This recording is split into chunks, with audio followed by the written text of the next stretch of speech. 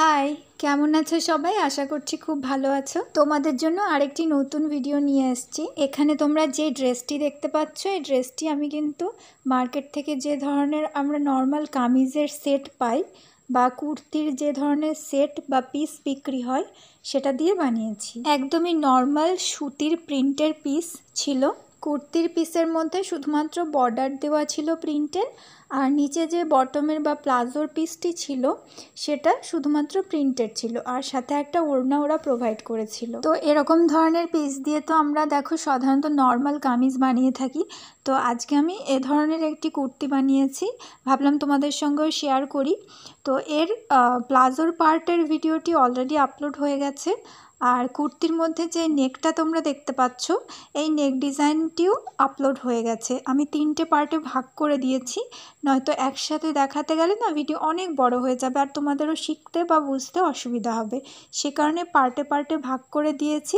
তোমরা চ্যানেলে দেখতে পাবে এই ভিডিওগুলো পরপর রয়েছে, অথবা ডেসক্রিপশন চেক করলেও তোমরা ভিডিওগুলো পেয়ে যাবে। আর তোমাদের কাছে যদি কামিজের কোনো 3 পিস এরকম না থাকে, তোমরা নর্মাল যেই গজ হিসেবে বা থান হিসেবে যে কাপড়গুলো বিক্রি হয় সেখান থেকে তোমরা দুটো এরকম মোটামুটি ম্যাচিং করে বটমের জন্য আর কুর্তির জন্য কাপড় কিনে আনতে পারো। সেটা দিয়েও সেমভাবে কিন্তু একই ধরনের কুর্তি তোমরা বানিয়ে নিতে পারবে। আর এই কুর্তির পার্টে টোটাল কাপড় ছিল 2 মিটার, আর কাপড়টির চওড়াই ছিল 44 ইঞ্চি। আর দেখো এত কম কাপড় দিয়েও কত সুন্দর ঘের দেওয়া একটি কুর্তি তৈরি হয়ে গেছে। আর বটমের নিচের পার্টটাতে একটু কাপড় বেশি ছিল, 2.2 মিটার মতো, তাও খুব বেশি নয়। সেখান থেকে কিছু কাপড় বেঁচে গেছে, সেটা দিয়েই আমি মাঝখানের যে প্যানেলটা ছিল সেটা ক্রিয়েট করেছি।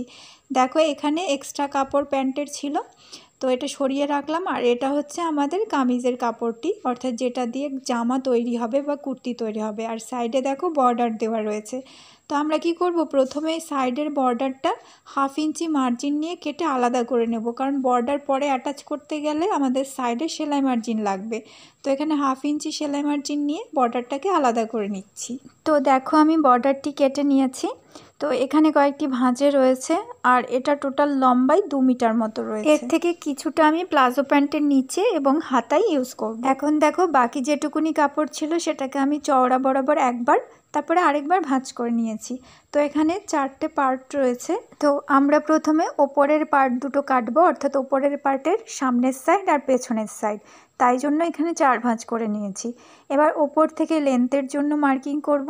ওপরের পার্টের রেডি লেন্থ হবে 15 ইঞ্চি, আর আমি এখানে 1 ইঞ্চি এক্সট্রা নিচ্ছি, কারণ ওপরের নিচে আমাদের সেলাই মার্জিন লাগবে। তো 16 ইঞ্চিতে মার্কিং করছি। এবার দেখো এখানে 6.5 ইঞ্চি শোল্ডারের জন্য আমি 7 ইঞ্চিতে মার্কিং করছি, কারণ আমাদের সাইডের দিকে হাতার সঙ্গে যখন কাঁধটা সেলাই হবে তখন 1/2 ইঞ্চি সেলাইয়ে চলে যাবে, সে কারণে 1/2 ইঞ্চি বাড়িয়ে 7 ইঞ্চিতে মার্কিং করছি। এখন এখান থেকে নিচের দিকে আর্ম হোলের জন্য আমরা মার্কিং করব 6 ইঞ্চিতে, আর এই পয়েন্ট দুটোকে যোগ করে দেব।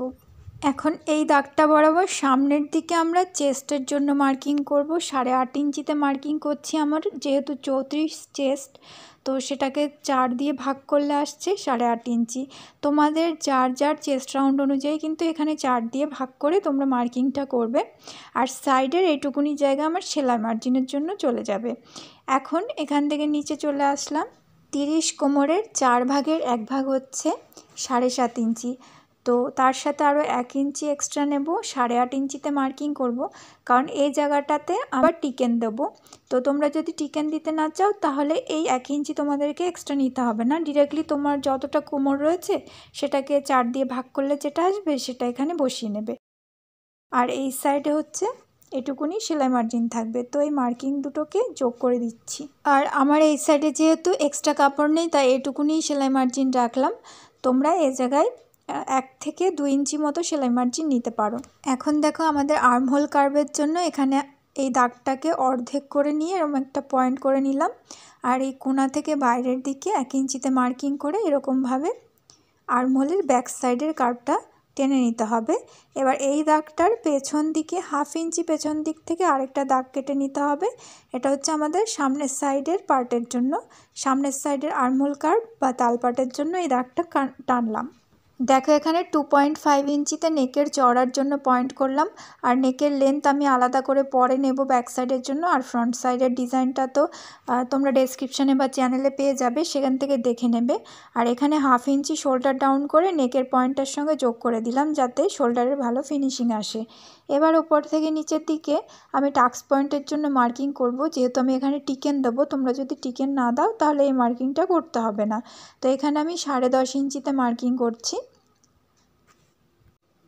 তোমরা 40-এর ওপরের সাইজের জন্য এখানে 11.5 ইঞ্চি, আর 30-32-এর নিচের সাইজের জন্য 9.5 ইঞ্চিতে করতে পারো। আর সাইড থেকে এখানে 3.5 ইঞ্চিতে আমি একটা মার্কিং করছি। এবার নিচের দিকেও 3.5 ইঞ্চিতে মার্কিং করে এই পয়েন্ট দুটোকে সোজাসুজি যোগ করে দেব। আর নিচের দিকে 1 ইঞ্চি মতন চওড়া রাখবো টিকেনটা, তো সে কারণে এই দাগটার দুই সাইডে আমরা 1/2 ইঞ্চি করে এরকম করে দাগ করে নেব। তারপরে এই পয়েন্টটাকে ওপরের মাথার সঙ্গে যোগ করে দেব। তো এরকমভাবে আমাদের 4টে টিকেন নিতে হবে, সামনের সাইডে 2টো আর ব্যাক সাইডে 2টো। তো দেখো মাথাটা এরমভাবে ধরে উল্টো সাইডেও আমি মার্কিং করে নিচ্ছি, পরে দাগ কেটে নেব। এখন দেখো আমাদের মার্কিং হয়ে গেছে, এই দাগ অনুযায়ী কাটবো। আর এই যে কোণা রয়েছে, এই কোণার উপরের দিকে আমরা 1 ইঞ্চি মতন উপরে তুলে একটা মার্কিং করে নেব। আর এই পয়েন্টটাকে এই নিচের দিকে যে লাইনটা আছে, নিচের দিকের একদম বর্ডার লাইন যেটা, সেটার অর্ধেক পয়েন্টের সঙ্গে এরকমভাবে একটু বাঁকিয়ে শেপ দিয়ে যোগ করে দেব। আর এই মাপ অনুযায়ী আবার কেটে নেব। এরকমভাবে যদি কাটো তাহলে তোমাদের কুর্তির একদম নিচের দিকটা রাউন্ড শেপ আসবে, বা কোণা বেরিয়ে থাকবে না আর কি। তো এরপরে আমরা ব্যাক সাইডের আর্মহোল কার্ভ অনুযায়ী কেটে নেব। আর এই সাইডে যেহেতু একটা পার্ট ফোল্ড রয়েছে, এই পার্টটা কেটে আমি আলাদা করে নেব। আর তোমাদের যদি এক্সট্রা কাপড় থাকে তাহলে যেটুকু সেলাই মার্জিন নেবে সেই অনুযায়ী এখানে কাটবে। এবার ভেতর থেকে আমরা একটি পার্ট বের করে রাখবো, ভেতরের এই পার্টটা হবে আমাদের ব্যাক সাইড। আর ওপরের পার্টটা আবার বিছিয়ে নিয়ে ওপরের পার্টের যে আর্মহোল কার্ভ আছে সেই অনুযায়ী কেটে নিলাম। এখন দেখো এখানে যে পয়েন্ট ছিল টিকেনের, সেই পয়েন্টটাকে আমি এই সাইডেও দাগ কেটে নিচ্ছি সেই পয়েন্টটার জন্য। তো এরকম এটা হচ্ছে আমাদের ফ্রন্ট পার্ট। তো এরকম এখানে আমি ব্যাক পার্ট রয়েছে, ব্যাক পার্টও টিকেনের জন্য এঁকে নিতে হবে। এখন দেখো নিচের দিকে যে বাকি কাপড়টা ছিল সেই পুরো কাপড়টাকে আমরা লম্বা বরাবর এরকমভাবে ভাঁজ করে নেব, মাঝ বরাবর ভাঁজ করে নেওয়ার পর দেখব কতটা আমাদের লেন্থ আসছে। এখানে লেন্থ আসছে 31 ইঞ্চি। তো 31 ইঞ্চির মধ্যে ওপরে যদি সেলাই মার্জিনে 1/2 ইঞ্চি রাখি, আর নিচের দিকে বর্ডার ফোল্ডের জন্য যদি আমি 1.5 ইঞ্চিও রাখি, অর্থাৎ 2 ইঞ্চি যদি বাদ চলে যায়, তাহলে 29 ইঞ্চি আসবে নিচের পার্টের।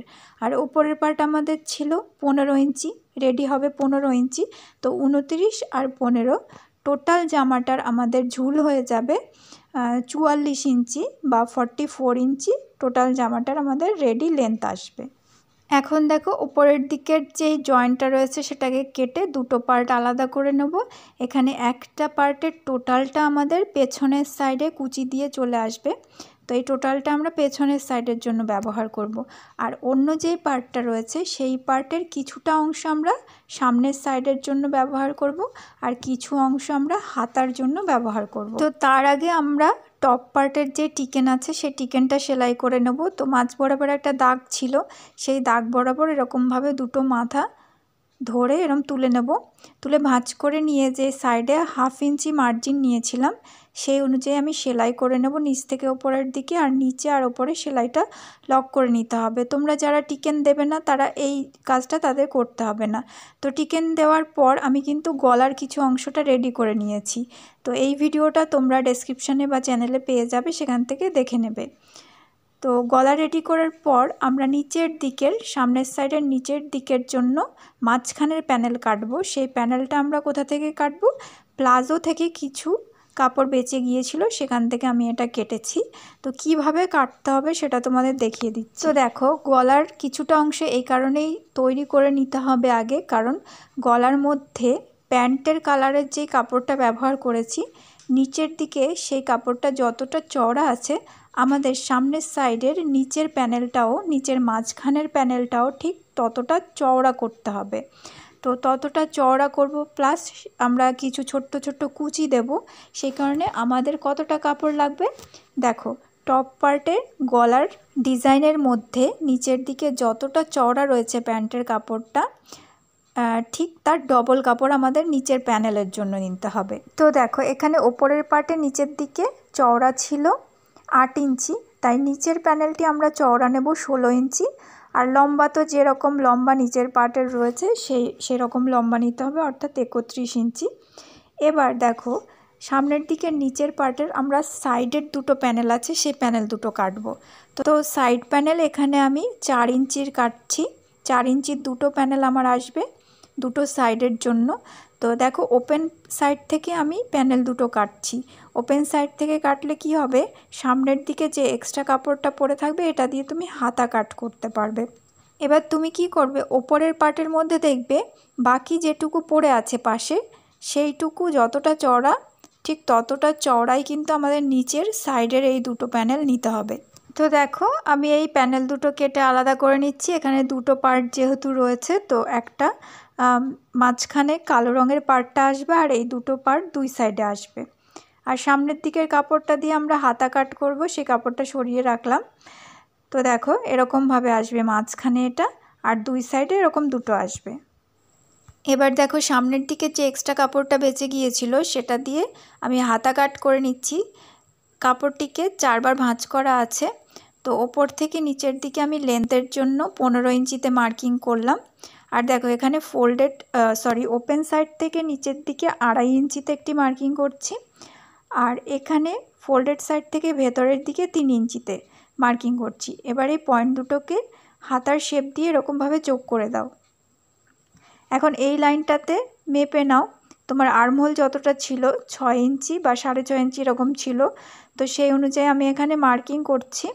তো এটা হবে আমাদের ফিটিংসের মার্কিং। আর সাইডে যেরকম কাপড় রয়েছে এখান থেকে আমি 1 থেকে 1.5 ইঞ্চি সেলাই মার্জিন নিয়ে নেব। আর নিচের দিকে হাতার মুহুরি রাখছি 5.5 ইঞ্চি, আর 1.5 ইঞ্চি মতো বা 1 ইঞ্চি মতো এখানে তোমরা সেলাই মার্জিন রাখতে পারো। এই পয়েন্ট দুটোকে ওপরের সঙ্গে যোগ করে দিচ্ছি। এবার ফ্রন্ট সাইডের আর্মহোল কার্ভের জন্য এখানে আমাদেরকে 1/2 ইঞ্চি মতন ডাউন করে এরমভাবে কার্ভ শেপ দিয়ে নিতে হবে। এবার এই মাপ অনুযায়ী কেটে নিচ্ছি। কেটে নেওয়ার পর হাতার পার্ট দুটোকে মেলে নিতে হবে সামনের দিকে। মেলে নিয়ে তারপরে যে কার্ভ টেনেছি সেই কার্ভ অনুযায়ী আমরা কেটে নেব 1/2 ইঞ্চি ডাউন করে। তো হাতা কাটিং আমাদের হয়ে গেছে। হাতার নিচে যে এক্সট্রা কাপড়টা ছিল এটা দিয়ে আমরা নেকের ভেতরের ডিজাইনটা ক্রিয়েট করেছি, সেই ভিডিওটা তোমরা দেখে নেবে ডেসক্রিপশান থেকে, তাহলে বুঝতে পারবে। তো নেকটা তৈরি করে নিলাম। এরপর তৈরি করে নেওয়ার পর আমরা পেছনের সাইডের যে গলা আছে সেই গলাটা তৈরি করে নেব। তো এখানে দেখো পেছনের পার্টটা নিয়ে নিয়েছি আর গলার চওড়া রাখছি এখানে 2.5 ইঞ্চি, আর নিচের দিকে গলার ডিপ রাখছি 7 ইঞ্চি, আর নিচের দিকে চওড়া রাখছি 3 ইঞ্চি, তোমরা 2.5 ইঞ্চিও রাখতে পারো। তো এখানে একটি বক্স শেপ তৈরি করে গোল গলার শেপটা আমি ড্র করে নিচ্ছি। তারপরে এই মাপ অনুযায়ী আমরা কেটে নেব।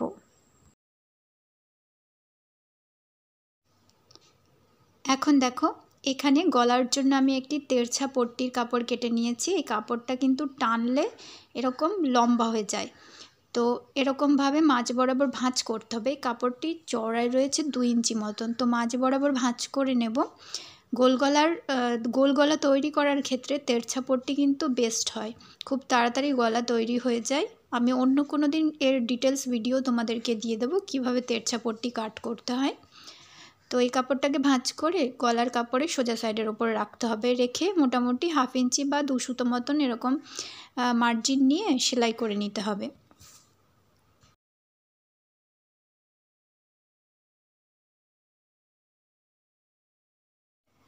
দেখো এরপর সেলাইয়ের বাইরের দিকে যে এক্সট্রা কাপড়টা রয়েছে সেখানে ছোট্ট ছোট্ট করে কেটে নাও। এটা কেটে নেওয়ার ফলে না গলার মধ্যে কোনো ধরনের টান আসবে না, একদম ফিনিশিংয়ের সাথে তৈরি হয়ে যাবে। আর উল্টো সাইডে এরকম টার্ন করা যাবে খুব সহজে। তো এরকম চাইলে পুরোটাই উল্টো সাইডে নিয়ে যেতে পারো। তো আমি এখানে সরু করে পাইপিংয়ের মতো বের করে নিলাম। পাইপিং বের করে নিয়ে ওপর দিয়ে সোজা সাইডের ওপর দিয়ে চাপ সেলাই বসিয়ে নেব।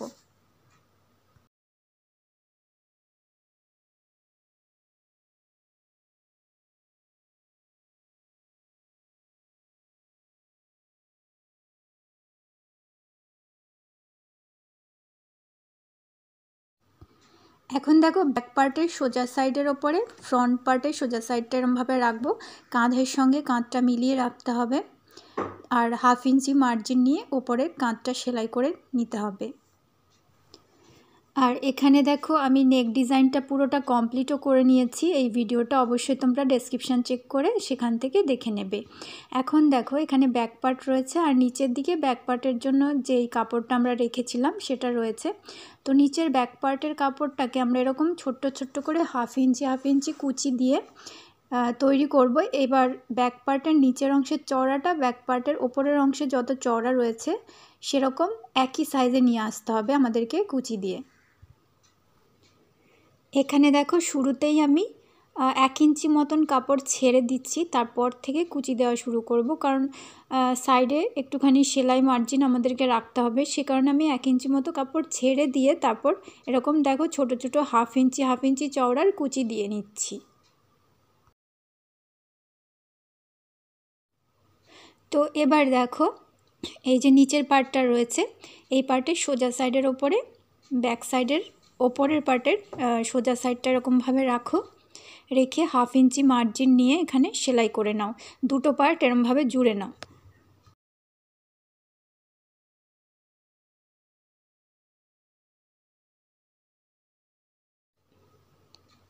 দেখো এখানে ব্যাক সাইডটা রেডি হয়ে গেল। এবার আমরা সামনের সাইডে চলে আসছি। এখন এই যে মাঝখানের যে প্যানেলটা রয়েছে তার সোজা পার্টের ওপরে সাইডের এরকম সোজা পার্ট রেখে 1/2 ইঞ্চি মার্জিন নিয়ে স্টিচ করো। আর এই সাইডেও সেমভাবে ছোটো পার্টটা বড় পার্টটার ওপরে রেখে 1/2 ইঞ্চি মার্জিন নিয়ে এরকম সেলাই করে জুড়ে নিতে হবে। এরপর দেখো শুধু মাঝখানের কালো পার্টটাই আমরা কুচি দেবো। এরকমভাবে কুচি দিয়ে কালো পার্টটাকে ওপরের অর্থাৎ টপ পার্টের যে গলার ডিজাইনটি করেছিলাম সেই ডিজাইনের মধ্যে যতটা কালো রয়েছে ততটা কুচি দিয়ে আনতে হবে এটাকে। আর সাইডের যে দুটো প্যানেল আছে এই সাইডের দুটো প্যানেলে কিন্তু আমরা কোনো কুচি দেবো না, এই দুটো সাইড কিন্তু নর্মাল থাকবে। তো প্রথমে এরকম 3টে পার্ট সেলাই করে আমি জুড়ে নিচ্ছি।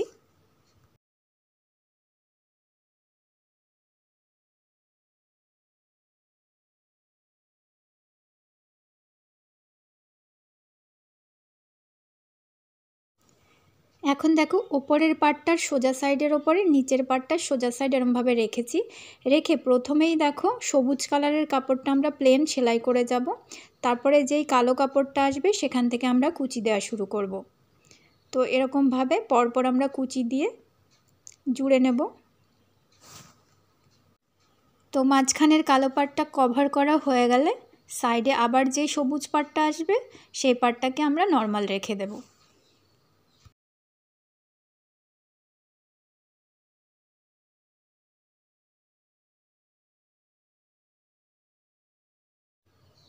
দেখো এটা হচ্ছে আমাদের সামনের সাইড আর এটা হচ্ছে আমাদের পেছনের সাইড। এখন আমাদেরকে হাতা রেডি করে নিতে হবে। তো এখানে আমি একটি হাতা তোমাদেরকে দেখিয়ে দিচ্ছি। এখন দেখো হাতার রং সাইডের ওপরে উল্টো সাইডের ওপরে আমি এই বর্ডারটার সোজা সাইড রাখবো।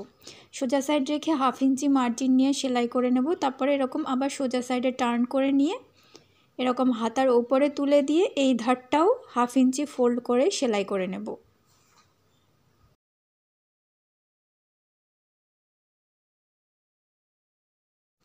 দেখো এখানে সোজা সাইডে উল্টে নেওয়ার পর প্রথমে নিচের দিকটাই এরকম চাপ সেলাই বসিয়ে নিতে হবে, এর ফলে তোমাদের ফিনিশিং ভালো আসবে। এরপরে ওপরের যে সাইডটা আছে সেখানেও 1/2 ইঞ্চি ফোল্ড করে নিয়ে চাপ সেলাই দিয়ে পুরো হাতার ওপরেই বর্ডারটা অ্যাটাচ করে নিচ্ছি। এভাবে দুটো হাতা আমি তৈরি করে নিয়েছি। এখন হাতাগুলোকে আমাদের মেন জামার পার্টের সঙ্গে সেলাই করতে হবে। তার জন্য জামার পার্টের কাঁধের সোজা সাইডের ওপরে হাতার সোজা সাইডটা রাখতে হবে আর সেন্টারের সঙ্গে সেন্টার মিলিয়ে রাখতে হবে। আর দেখো হাতার যে সামনের সাইডের আর্মহোল কার্ভ রয়েছে সেটা যেন সামনের সাইডেই আসে সেরকম খেয়াল রেখে আমাদেরকে সেলাইটা করতে হবে। তো এরকম সেন্টারের সঙ্গে সেন্টার মিলিয়ে নাও, নিয়ে 1/2 ইঞ্চি মার্জিন নিয়ে সেলাই করে নিতে হবে। এখানে সেলাইটা আমি একদম সেন্টার থেকে শুরু করেছি। সেন্টার থেকে শুরু করে এক পাশটা প্রথমে সেলাই করে নেব, তারপরে আবার সেন্টার থেকে শুরু করে অন্য সাইডটাও সেলাই করে নেব। হাতা সেলাই করার কিন্তু অনেকগুলো পদ্ধতি রয়েছে, এটা সবথেকে সোজা পদ্ধতি। তো এরকমভাবে যারা একদম নতুন সেলাই শিখছো তারা সেলাই করতে পারো।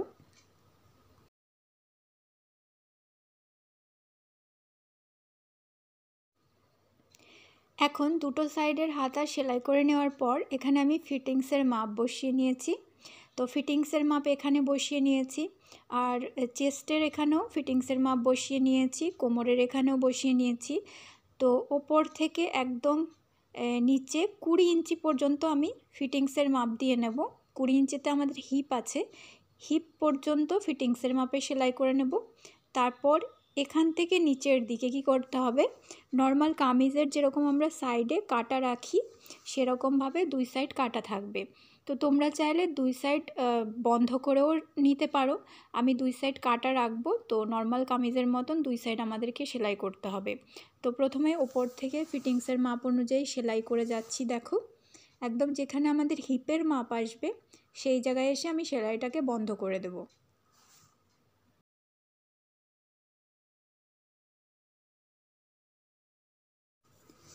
এবার দেখো এখান থেকে নিচের দিকে যতটা খোলা আছে আর ফিটিংসের সেলাইয়ের বাইরে যতটা কাপড় আছে সেই কাপড়টাকে আমরা এরকম রং সাইডে দুবার ফোল্ড করে নেব। দুবার ফোল্ড করে সেলাই করে নেব, নর্মাল কামিজের যেরকমভাবে স্লিট সেলাই করতে হয় সেরকমভাবে। নিচ থেকে সেলাইটা শুরু করতে হবে, আর ওপরে যেখানে ফিটিংসের মাপ আছে হিপের তার থেকে একটুখানি 1/2 ইঞ্চি মতন ওপরে এই সেলাইটাকে আমাদেরকে টেনে নিয়ে আসতে হবে। তারপরে এখানে নিয়ে আসার পরে আমরা কি করব, সুচটাকে ভেতরে রেখে এরকম ঘুরিয়ে নেব, ঘুরিয়ে অন্য সাইডেও এরকম এক্সট্রা কাপড়টাকে ফোল্ড করে দিয়ে সেলাইটাকে সামনের দিকে নিয়ে আসব। তারপর আবার সুচটা গেঁথে নিয়ে আবার ঘুরিয়ে নিয়ে ওপর থেকে নিচের দিকে সেলাই করে নেব।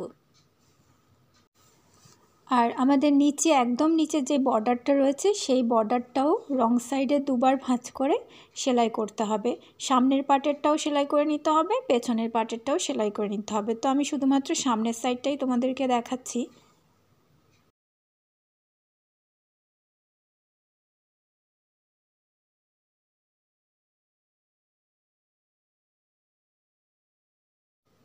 দেখো এটা হচ্ছে একদম নিচের দিকের বর্ডার, আর এটা হচ্ছে সাইডের স্লিট। দুই সাইডেই এরকম কাটা রেখেছি আমি নর্মাল কামিজের মতো, দেখো। আর তোমরা অবশ্যই এই নেক ডিজাইনটি আর এর সাথে যে প্লাজো প্যান্টটি ছিল সেটার কাটিং স্টিচিংটা চ্যানেল ভিজিট করে দেখে নিতে পারো। আজকের ভিডিওটি তোমাদের কেমন লেগেছে অবশ্যই কমেন্ট বক্সে জানিয়ে যেও। আর যদি ভিডিও ভালো লাগে তবে লাইক করো, শেয়ার করো, আর চ্যানেল সাবস্ক্রাইব করে পাশের নোটিফিকেশন বেলটি অবশ্যই ক্লিক করে রাখবে যাতে নেক্সট ভিডিওর নোটিফিকেশান তুমি সঙ্গে সঙ্গে পেয়ে যাও। সবাই সুস্থ থেকো, ভালো থেকো, আর ক্রিয়েটিভ স্টাইলের নেক্সট ভিডিওর জন্য অপেক্ষা করো। টাটা।